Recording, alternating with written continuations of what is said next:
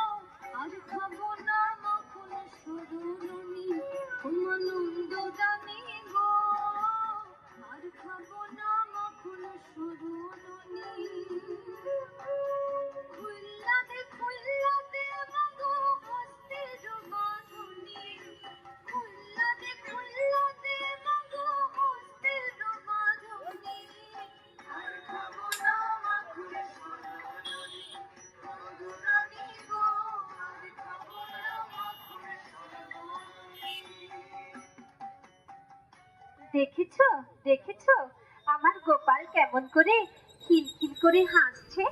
আমার গোপালের হাসি দেখলে না আমার প্রাণটা জুড়িয়ে যায়। দেখো দেখো কেমন দাঁত বার করে হাসছে।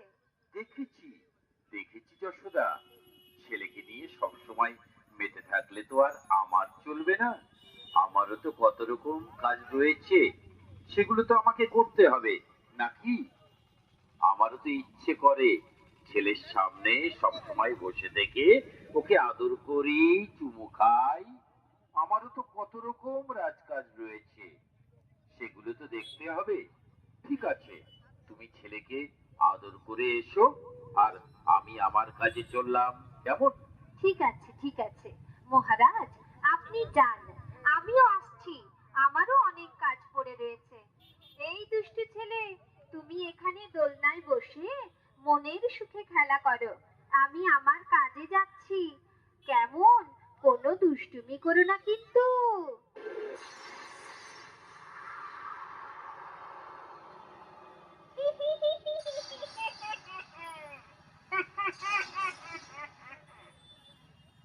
আমি অনেকক্ষণ ধরে এই সুযোগটা খুঁজছিলাম, কিন্তু কোনো সুযোগ পাইনি।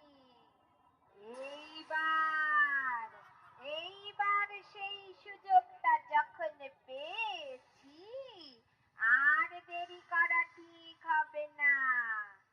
এইবার আমার কাজটা সেরে নি।